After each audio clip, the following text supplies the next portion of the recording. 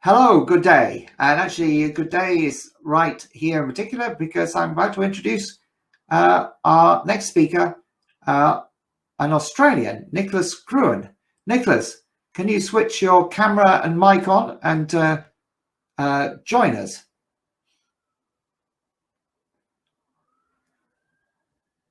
Hello, Nicholas. We've lost Nicholas. Nicholas, can you hear me? Can you put your camera and microphone on?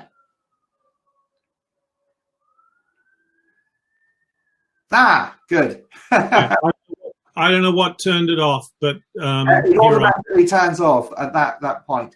Welcome, Nicholas. It's great to have you here. Nicholas Gruen is a very well-known economics commentator in Australia who frequently appears in the news, challenging the status quo and the big economic institutions in Australia, in particular the sort of neoliberalism that has dominated the organisation of policy. You probably won't like me using that, but the microeconomic reform and elements of policy that's dominated Australia really since the late 80s, wasn't it? Early 80s. Early 80s. We got ones. Tony Blair was copying Bob Hawke and Paul Keating in Australia, who were there about 8 years before him.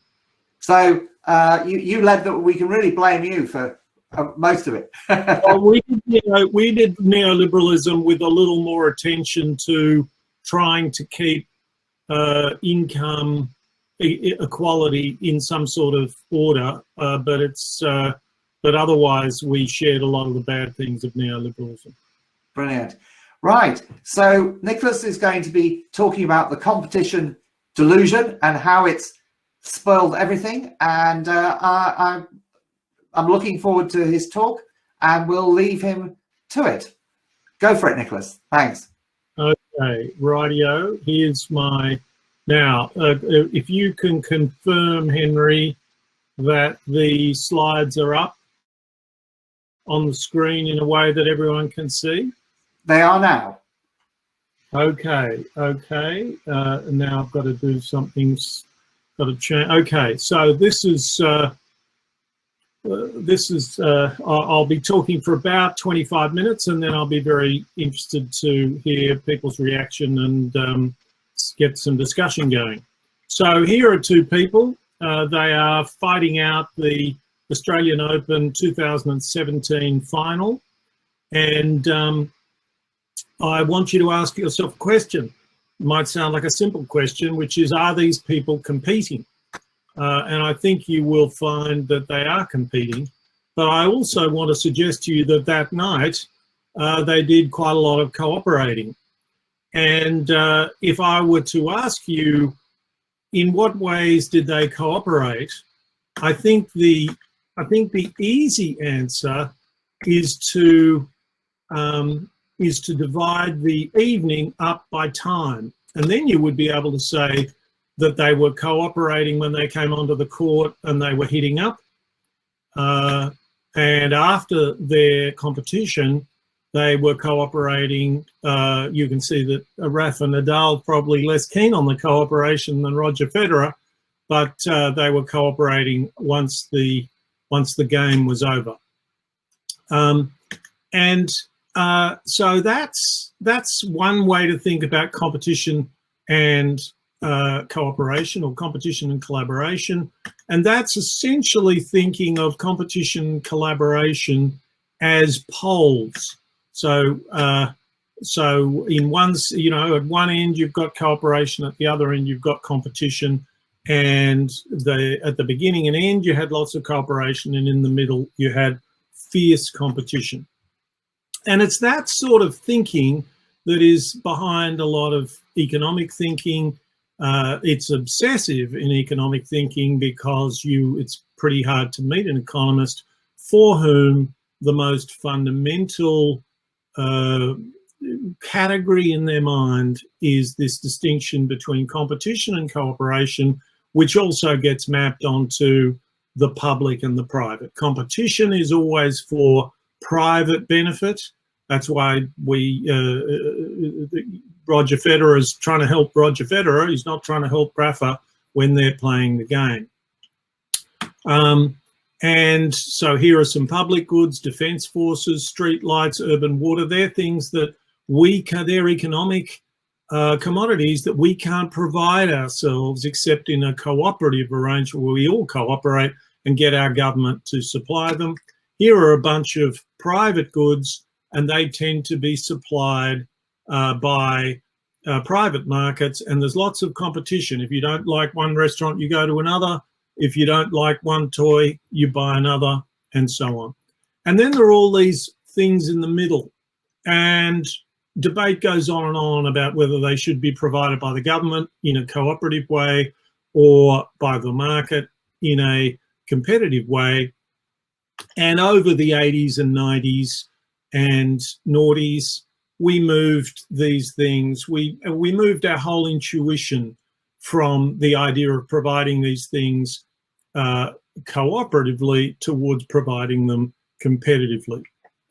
And there was lots that was quite good about that. There were, I think, in many ways, even more things that were bad about that. But that's not the competition delusion. That's the world of competition and cooperation as poles on a spectrum.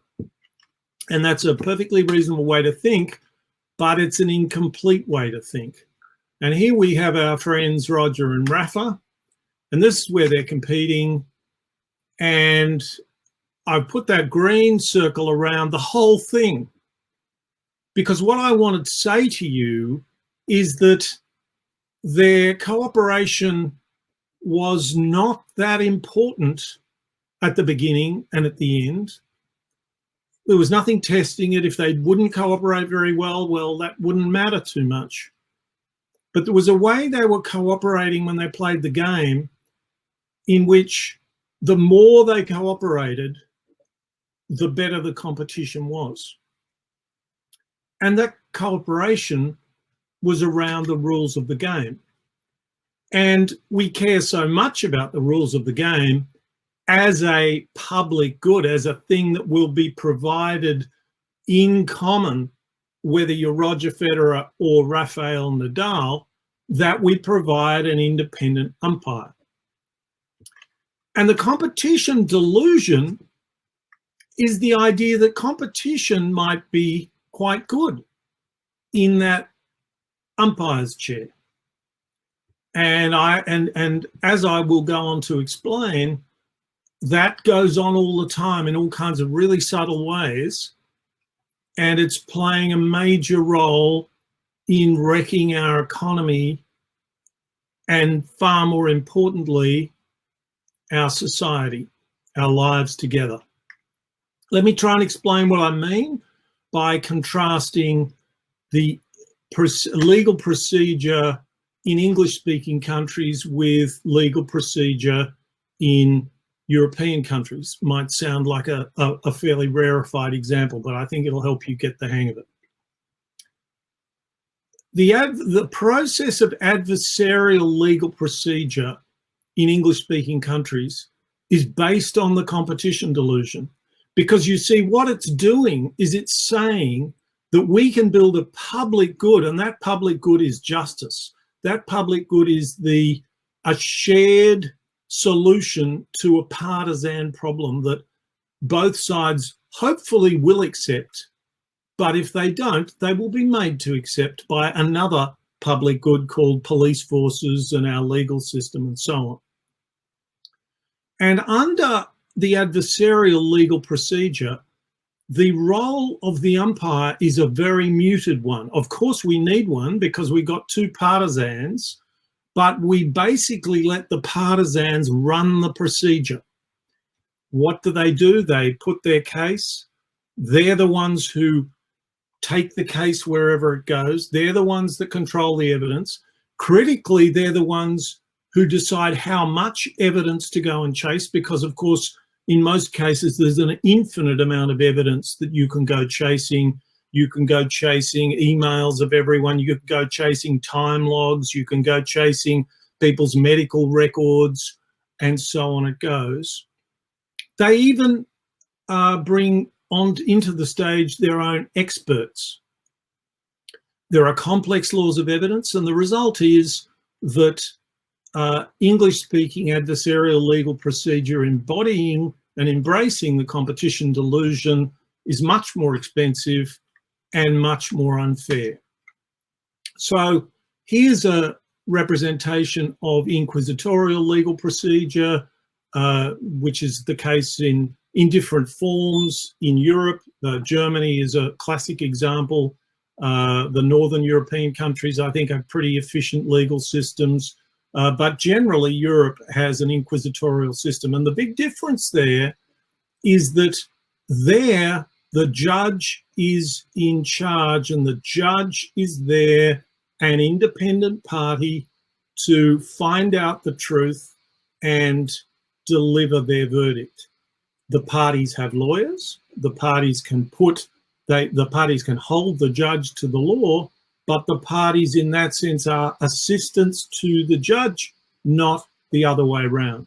It's the judge who controls the case. It's the judge who decides how much evidence is the right amount of evidence, because if it was a case for $100 million, you could afford to spend a lot more money on evidence than if it was a case between two neighbours for $5,000 for a barbecue gone wrong or whatever. So they determine the extent of the evidence. They choose court experts. They put themselves on the line to work out who the best expert would be. And the laws of evidence are very simple and straightforward.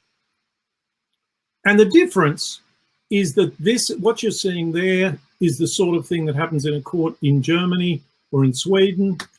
And this is the kind of thing that is quite possible, very easy to drift into in an English-speaking court, as both sides try to jockey for position. To give you an idea of its impact on fairness, this is a quote. This is about legal expertise, and here's a quote from a US legal scholar about what happens when the expertise available to the court isn't expertise that it has chosen, but rather the expertise of one partisan and the expertise chosen by another partisan. And I think you can guess that that's not going to work very well. It's, as he says there, can you imagine a better way to lead to systematic distrust of experts than to have two partisan experts rather than to find an expert in which you have some confidence?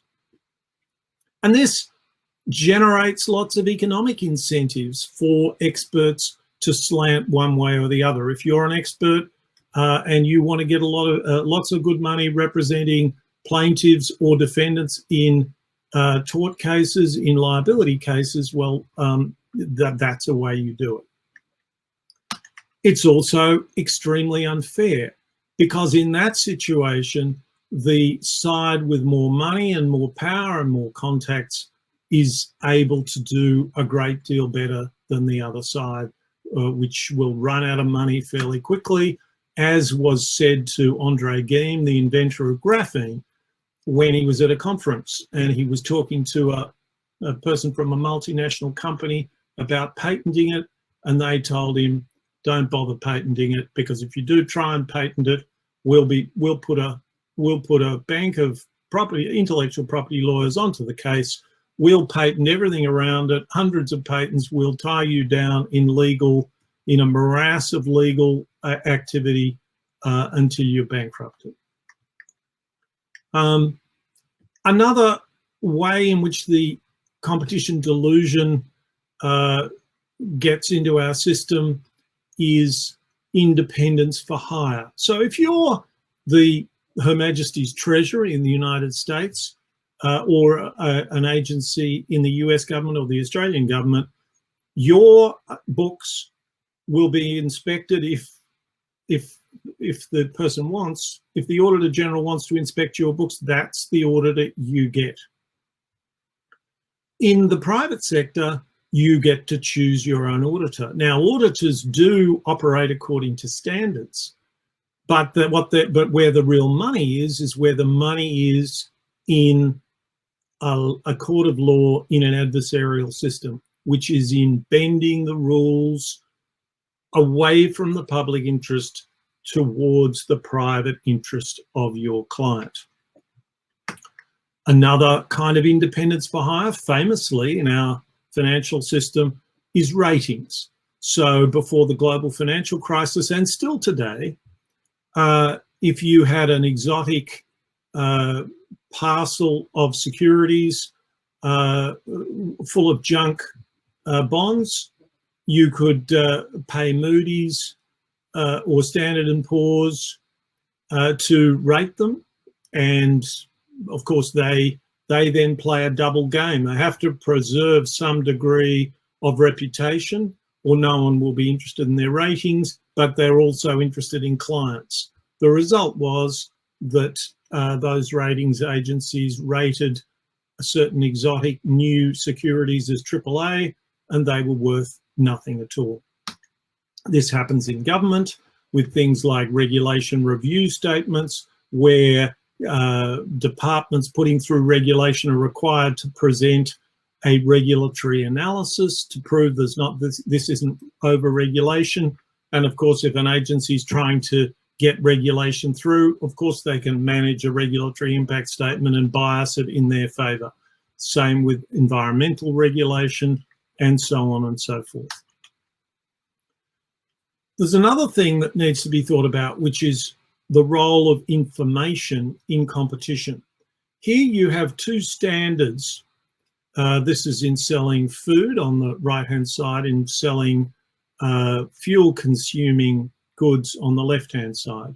And what's happened there is that a standard has been developed in which very simple information can be imparted, and that information is consistent across soft drinks and cheese and any food, and it's consistent no matter who is selling it to you, whether it's Coca-Cola Corporation or the local supermarket co-op. And that is critical to allowing competition to work its magic, because when it works well, competition does work magic. But now we have that familiar pattern that I'm talking to you about, which is that we have firms competing for private benefit, and that standard is a public good, and it is built by cooperating for shared benefit. Doesn't have to be provided by the government. The one I showed you was ultimately mandated by the government with a lot of cooperation and involvement by private industry. But there are standards, for instance, those standards that run the internet, that are not run by governments. They're run by all kinds of interested parties cooperating. So there is a completely different logic to what happens at the firm level, where competition is appropriate, and what happens at the level of trying to ensure that the information architecture reflects cooperation for shared benefits. And the competition delusion arises from firms or competitors manipulating the rules as you play the game. That the firms are manipulating the rules of the game that they are playing.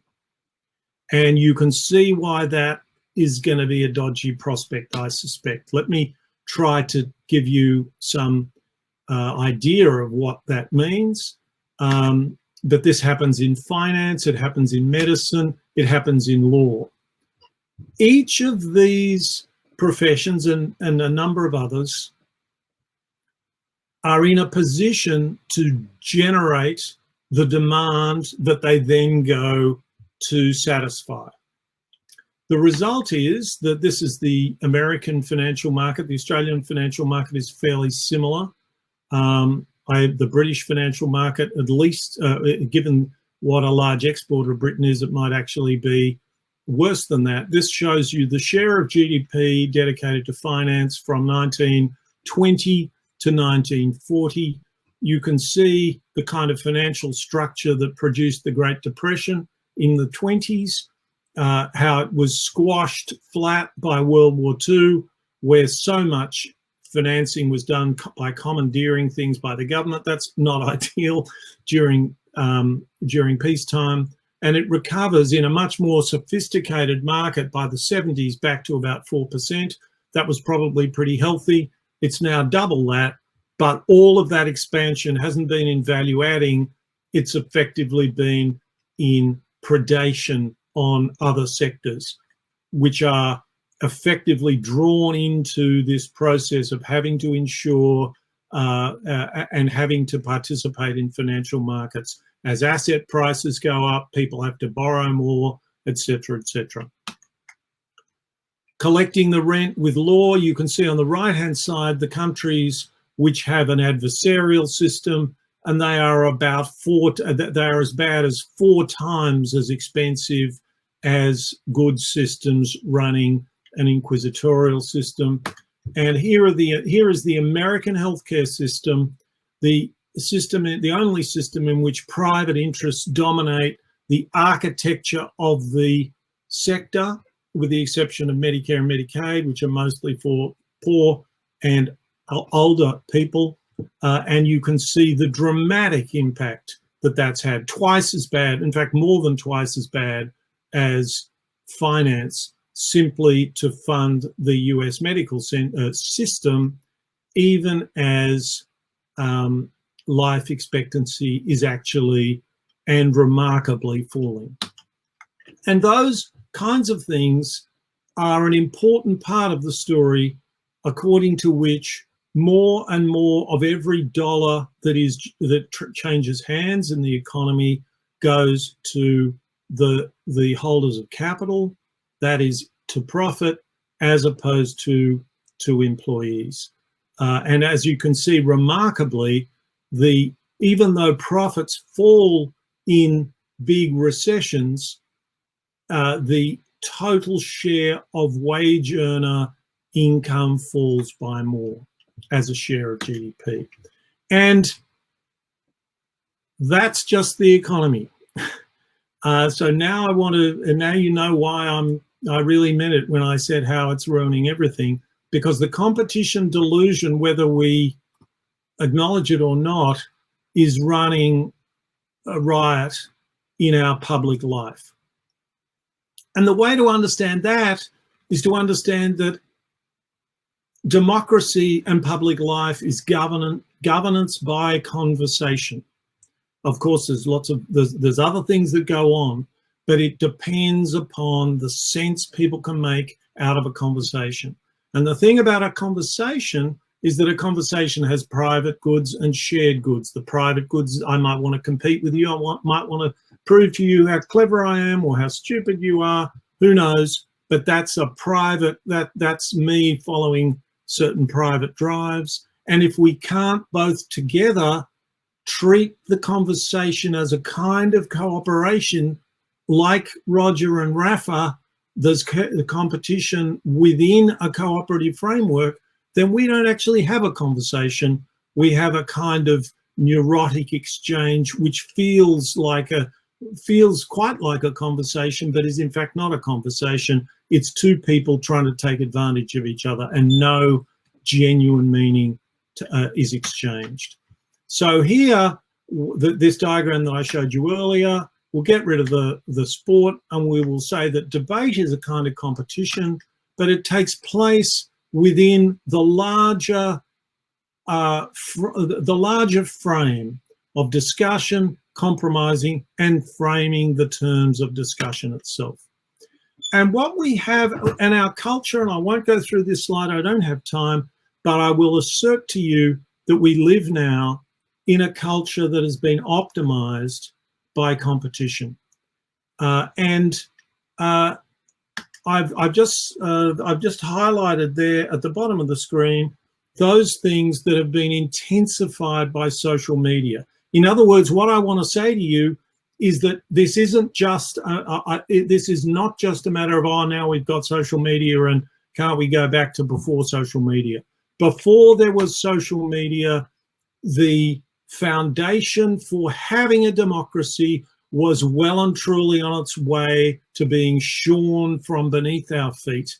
If you can't get the President of the United States on US network news for more than 9 seconds a soundbite, it's not going to be long before you end up with Donald Trump's and various empty-headed people who are optimized for sound bites and all the rest of it. If we look quickly at information and competition, think about PR and think about journalism.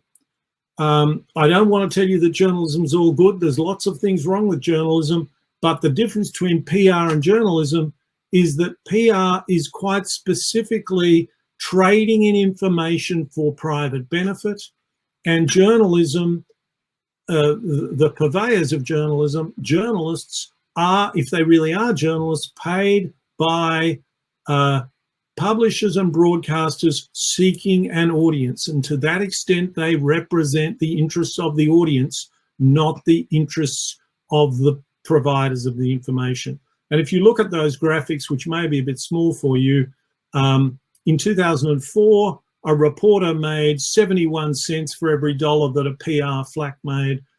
By 2013, that number was 65 cents. And the number of PR flacks went from 3.2 PR flacks per journalist to 4.6 PR flacks. So winning elections now fast foodifies democracy. To simply become a politician, you have to beat the competition. Once a politician, your party eternally competes with others. You compete for media attention, and as media outlets compete and you do that as they compete for the public's attention. Everyone is relentlessly optimizing their offering, and you can see what kind of an offering it becomes.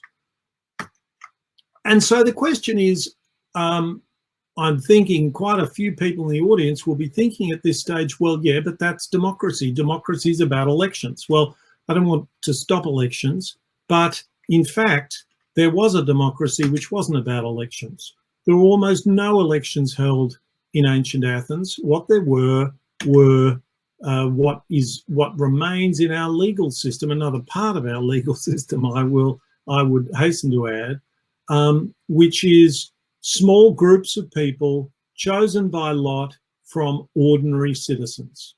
And that's now increasingly turning up in citizen juries deliberating over political questions. Do they compete with each other? Well, if they want to, if there are people who disagree, they will have that out in the jury. But the logic of the jury is a unitary logic. The logic of a jury is to come to a conclusion, and whatever by whatever means. And so the road rage in our current electoral democracy, if are involved with these things at all, it's extraordinary to see that dissipate. It's extraordinary to see how intelligent people can be together, working on, playing to each other's strengths and deliberating on issues. So I'll conclude by saying that so far, citizen juries have almost exclusively been run for the benefit of politicians, because they're the ones with the budgets and they're the ones that everyone goes to, because people think that democracy is about going and asking politicians to back various things. And I've been in this game for a long time. Don't bother. What I'm trying to do is to try to build a pathway in which we can have such institutions in some ways compete with the existing electoral institutions. For instance, if we could raise the money to simply run a standing citizens' assembly chosen by lot from ordinary people, it would get a lot of press and it would put a lot of pressure on existing legislators and existing executives, existing prime ministers and presidents. Imagine what a citizens' assembly would be saying right now about the way Donald Trump, or Boris Johnson for that matter, has handled COVID. There are plenty, or Brexit. That's another long story. So that's the sort of thing that I'm arguing we can do and should do. And the destination to crystallize this for you is that in the 19th century, out of all the struggle from the French and American revolutions in the late 18th century through the 19th century to the early 20th century, we established this bicameral system, a lower house representing the people with elections, an upper house representing some kind of aristocracy, which was often by elections. And I like the idea of having an upper house. It could be a third house, or it could replace existing upper houses, and it would be chosen by lot as we did in Athens, and the lower house would continue to be continue to be elected as we do today. So that's my proposal, and very happy to see what people make of it and get the discussion going. Thank you.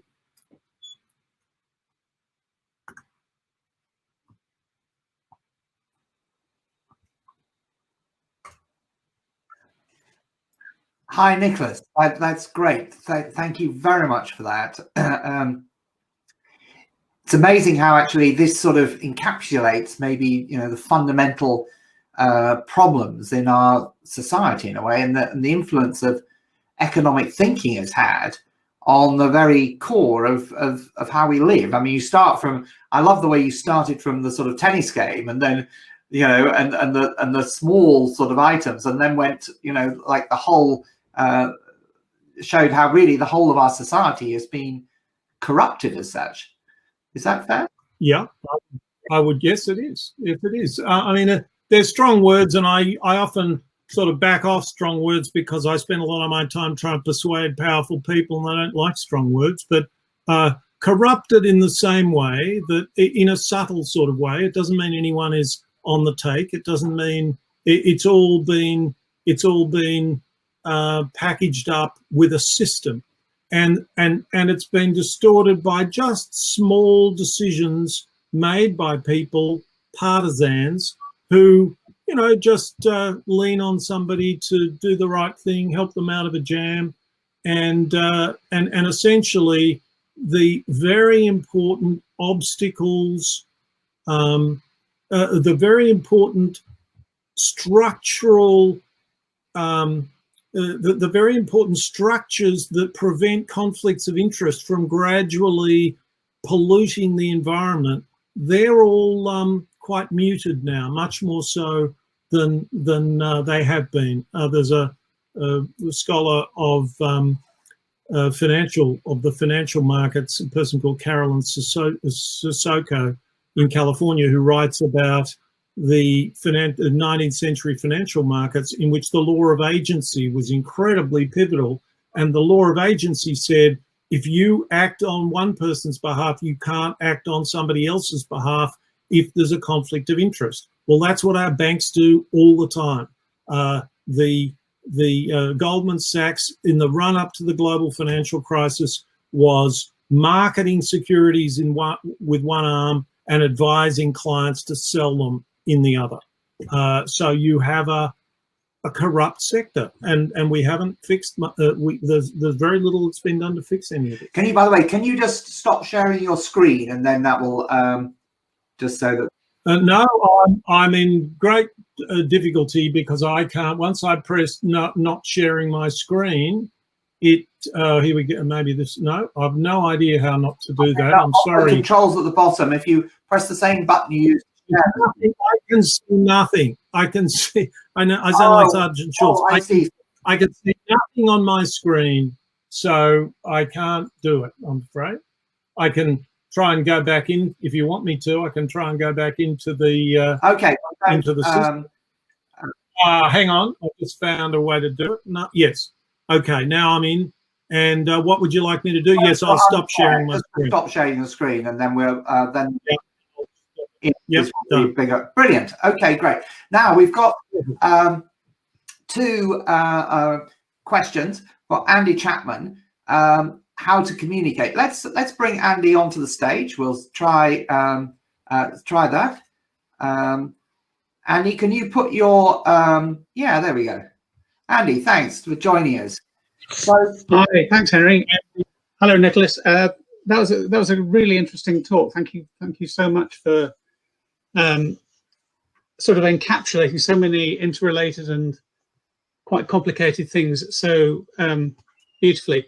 I guess my question is really about. I mean, I entirely support what you're sort of saying here, and my question is about how do we kind of engage the wider public with this story? Because I work with the Economy for the Common Good, and we're an organisation founded on the principles of grassroots democratic participation. And when you start talking, I mean, in my experience, when you start talking to people about how you know, politics is corrupted and the adversarial model is the problem, and we need blah blah blah, people sort of say, yeah, but you know, it's never going to change, is it? And it's actually quite hard to get them to engage with what could be done in its place that's different, because they have no experience of it. And I was wondering if we could come up with a snappy thing like the present government and Dominic Cummings are genius at doing, like Get Brexit Done, or what's the equivalent? Or Levelling Up. It's like we need to find some kind of really powerful, pithy, punchy way of communicating the central idea here. And I just wonder if you had any thoughts about whether that's possible or desirable. Yes, I have a thought, which is that I've been involved in this now for quite a while, and I hope you'll take this in the Socratic sense in which it's meant. But I think what you've said is very much part of the problem, not part of the solution. So what you're saying is Dominic Cummings is out competing me, and you're after a hack. You're trying to hack democracy like he's trying to hack democracy, and everyone's trying to hack democracy. So this is a hard problem, but I think if you think about it from the ground up, there are huge opportunities. They're just different opportunities to the way that we've become habituated to do politics, which is hardly surprising because we are habituated to a system which has its own logic. So I've been trying to think, I'm not a stranger to politics. I'm not a political animal particularly, but I'm certainly, you know, I've worked in politicians' offices. I've been on this bandwagon, so much of a bandwagon yet, is it? But I've been on this message for 5 years or so, fairly seriously. And your problem is that the politicians will like the ideas but don't want any discomfort from the current situation. And the public hear this stuff and it's like you're offering that. It's like they think, oh God, I'm being invited to do a PhD here. I'm busy, you know. And so the question is, so they're not, the public have never been very good at absorbing fairly abstract messages. And if they, and I'm a believer in finding some wisdom in that, because if they were to fall for some abstract messages, guess who would get hold of the abstract messages? So an alternative is the alternative that I gave you, which is, I mean, you know, Margaret Mead and both Margaret Mead and Vladimir Lenin had the same approach to social change, which is that it's highly motivated, relatively powerful, not necessarily, I mean, intellectually powerful, well-connected people. They can be a small group of people and they need to pursue a kind of a logic.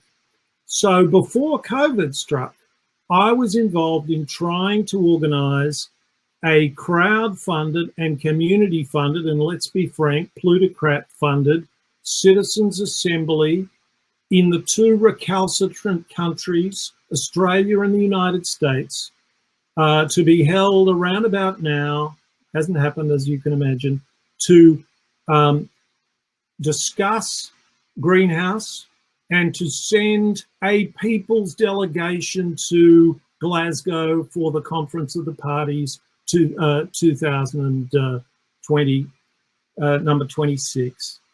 And I think that would have electrified the media. It's really just a bit of a stunt, but people would have seen it and they would have. I like to quote that scene from When Harry Met Sally when in the restaurant where the woman says, "I'll have what she's having." And I think people there would have been a lot of people looking at that saying, actually, that I can see the logic of that. But if you go out there and try and get grassroots support for an abstract idea, you're playing on Dominic Cummings' terms, and you won't get there. Brilliant. Thanks, Andy. Do you want to do it? Yeah. Should we? Now we've got next question. Are there examples of countries' governments that are heading in the right direction and can serve as an example of the effectiveness of a changing? Yeah. So there are a few examples. Since 2011, the state of Oregon in the US has built this into their constitution. So they have the embarrassing problem. A lot of people like the idea of citizens-initiated referendums. I don't particularly. But what they found was that they were being hijacked by the wealthy and the powerful. Surprise, surprise. And they brought about a situation where a citizens-initiated referendum cannot be held without a citizens' review, which involves a 4-day conference of 24 people from Oregon, citizens of Oregon, chosen at random, to deliberate on the referendum. And you can see quite large swings, both in the citizen jury over the period of deliberation and in the population when they find out what the citizen jury thought. More promisingly still, in the German-speaking province of Belgium, there is now a standing citizens' chamber playing a role not entirely unlike us. Which is to influence the notice paper of the legislature, and as a standing chamber, which is also able to appoint other citizen juries. This is quite a small province of Belgium, but that's very promising, and we'll start to get some experience from that. Madrid also has a standing citizens chamber, but it is chaired, as I understand, by a politician from the other elected chambers. So there are some things happening. You've also got the big sort of hoopla with in France and in Britain with citizen assemblies on climate change, and they could be quite useful, but their relationship to power is quite unclear, and they're effectively advisory. And once they're advisory and they're set up by politicians, you'll be able to see politicians and powers' hands all over the ways in which they operate. So I think it's important to try to find ways for selection by lot to become its own form of activism. So we've got a bit of a way to go, but I think it can, done right, I think it can explode into public consciousness quite quickly if we can get some really worthwhile investments from people and from people with money to start running this thing without anyone's permission and show the kind of thing that it's capable of. Yeah. And by the way, I might say, Nicholas, maybe you could do an international version of this on a platform like this. Well, you can, but remember, I did use an expression during the presentation, which is road rage. And the internet has to be handled with considerable care because people's anonymity, their distance from each other can fuel road rage. You don't need me to tell you that. Just go to Twitter or Facebook any old time, or Twitter more than Facebook.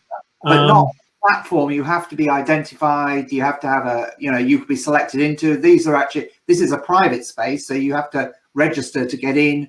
You have to put who your name is. You have to be there. So it's all it does is it means practically you can involve, people from all over the world. It's it certainly shouldn't be ruled. This is a very useful adjunct to it, but there's quite a lot of good evidence that actually being in the room with someone, spending some time with them, actually changes your behavior.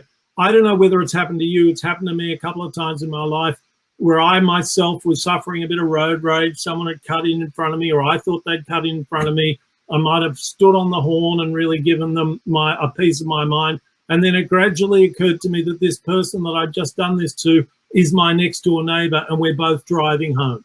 And I'm what have I done? This is mad. I'm mad. You know, why did I do that? Why wasn't I presumptively generous towards this person, as I would have been if I was in the same room as them? Yeah. So there are lots of quite subtle things, but definitely we should be using these kinds of tools. But I think it's actually quite important to build up from actual personal interaction as much as possible. But again, these are the things that we have to work. These are the things we have to work with as we go and see where it takes us. See what evidence, you know, see what works and what doesn't work. Brilliant. I've invited Adam up because he asked questions, which I think to some extent you commented on. Has anything been missed out, Adam, or do you have a follow-up question from what? I think, yeah, because Nicholas mentioned like someone with money could like fund an independent standing citizens assembly. But isn't that already a problem? Because those who have that kind of money tend to be the people who are already in power. Well, yeah, the short answer is yes. The longer answer is maybe no. Most importantly, you have a governing body that is auditable and a set of rules and principles, and I think the main downside of that is really that the people who want to oppose this thing will say, oh, well, it's big money. But if you think about it, it's a pretty easy way to insulate to insulate the deliberations from the money that is funding it. That was one of the main appeals of selection by lot in Athens. Athens is the only democracy that I know of that thought of itself as forever in a war with oligarchy, which occasionally the place would flip into oligarchy. It did a few times with the help of the Spartans. And the idea of selection by lot, that everyone did this, that no one could be influenced, because if you try and influence someone, they're off the assembly after a year anyway. They can't do you any big favors. So there are all kinds of ways in which this mechanism provides you with very strong guarantees. But unfortunately, and in the longer run, of course, you don't want wealthy people funding a thing like this. But activists have to find common cause with whomever they can find common cause with, so long as they're not compromising themselves to a degree that they find is counterproductive to their mission. Okay, and then my second question was, you were saying it was better to have independent citizens' assemblies rather than state-run issue-based ones. State-run ones. But if you look at issue-based citizens' assemblies, the state-run ones, for example, the Irish citizens' assemblies on same-sex marriage and abortion, and also potentially the French one on climate, seem to have had a lot more impact than, say, the University College London-run Citizens' Assembly on Brexit, which had practically no impact on the debate on Brexit. They suggested basically a customs union Brexit, which Parliament just rejected, and it didn't hit the news or anything. So what do you think about that? Is there value in having state-based rather than state-run rather than independent citizens' assemblies? Well, I don't want to be theological about it. You take what you can get when you're trying to change things. So I would welcome all of those initiatives. I happen to know quite a bit about the London-based one out of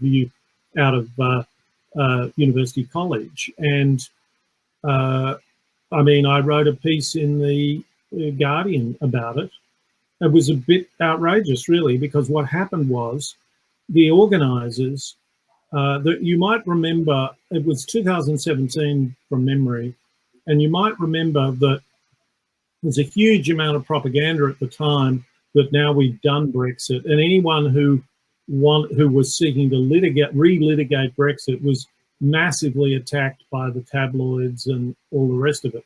So the people putting on the Citizens' Assembly spent all their time in PR and in writing up the Citizens' Assembly, hushing up the fact that that they kept saying, well, it's not about whether we go ahead with Brexit or not. That decision has been made. This is just about the kind of Brexit. That was a pure spin-based, that was a piece of spin from them. That was a piece of issues management, if I can use a more Orwellian term than spin.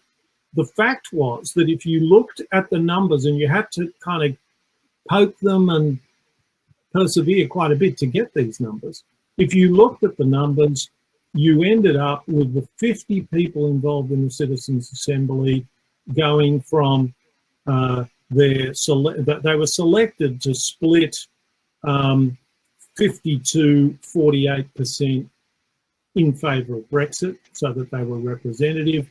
And by the end of the process, about 8 had changed their minds, every one of them away from Brexit, and nobody had changed their minds in the other direction, which produces a huge swing towards, and my contention on that basis was that Brexit in, I think it was June 2016, was the opinion of the people, and the considered opinion of the people was strongly Remain.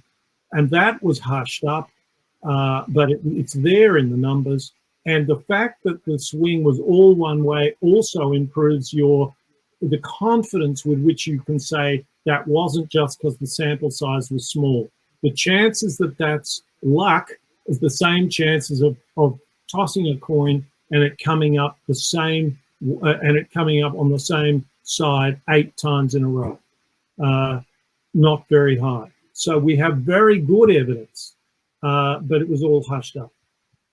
Now, yeah, the question is, anyway, so you know, the organisers of these... We're going to have to wrap up a bit because we're just about coming to an end. Okay. But thanks, Adam. Thanks, Adam. Nicholas, have you got any final remarks before we close? But I think you've covered things absolutely brilliantly, and it's been a fascinating discussion. It's been great having people on the stage also to get involved. And if you just switch your camera and a microphone off, that's brilliant. So any last statement of hope and encouragement to the people here who are trying to develop ideas and propositions? Yeah, I guess I'd get back to my original suggestion to the first person who spoke to me, whose name I'm afraid has escaped me now. Andy. That's because they were both starting with A. You're trying to confuse me. And what I'd say is, this is not an appeal to be terribly intellectual about anything, but remember, I'm talking about a different logic, a logic that we have lost. And if you believe in the ideas that I've put, don't just do the normal activism around those ideas because it won't work. Think of an activism that is suited to this idea. And in fact, I'll leave you with a word that is not in our language, but it was in either because it's an ancient Greek word, but the concept is not in our lexicon. It's not in the way we speak about democracy. The Greeks had a number of principles around which they oriented their democracy. One was called parrhesia, which is translated as freedom of speech. It means something rather different. It means the duty to speak truth to power, really. But they had another concept which we just don't have any kind of notion of in our society. And yet once it's mentioned, people go, oh yes, we are missing that. The word was isegoria, and it means equality of speech. And if you don't have a university degree, our democracy has no place for you as a decision maker. You can be a pro, you can vote, but you're not going to represent anyone in Parliament. So in a population like the UK, where slightly under 50% of people have a university education, over 95% of their parliamentarians have a university education, and there is no equality of speech. So it isn't surprising that that's tearing the world apart, and that those people who don't have as much education in their makeup end up voting in a rage for Donald Trump and for Brexit and for Marine Le Pen. They're right to be angry. They're wrong. And what happens is their anger is toxified by our system, by having to be commoditized, by having to be turned into some formula that can be explained in 8 seconds. And that'll be nationalism or retribution against people who won't toe the line. That won't work. That won't end well. But I've got lots of faith in people, in ordinary people. Machiavelli, sorry, I'm going on a bit. I'll finish it. Machiavelli had this idea that the grandi, the powerful, the wealthy, the oligarchs, they're insatiable. They'll always want more. Jeff Bezos, I don't mean him any personal harm, but if he gets $100 billion, that's not enough. He wants more. And that isn't true of ordinary people. Ordinary people want to lead their life and live and let live, and we can build a democracy around that sensibility. And we're so far from it, it's not possible, it's not funny, but the ways to do it are, I think, fairly clear if you have a good think and are prepared to try some things. Brilliant. Well, thank you very much, Nicholas. It's been an absolute pleasure having you on, and keep in touch and see how we go. Thank you, and best of luck with Brexit and climate change. Well, and COVID. That's right. That's right. Around the world, we got an international audience. So thanks very much, everyone, for being here. We are lucky this afternoon to welcome Rupert Reed, who's the UK XR spokesperson, one of them, and to talk about system change from climate change and so on. And so that should be great this evening or later on this evening. Also, we start half an hour early this afternoon with a welcome sort of to help you navigate the system at 4:30, and then at 5 o'clock we repeat the same session for the briefing as this morning, followed by a workshop. So if you enjoyed it as much or want to come back and be part of the workshop, do. But it may be the middle of the night, and so we will see you hopefully on Thursday morning at 7:30 for an intro and a sort of, but you'll hopefully you've done that, and 8 o'clock to actually start the session. So farewell. Thanks, Nicholas, and back to the floor. Before you go, do complete your profiles.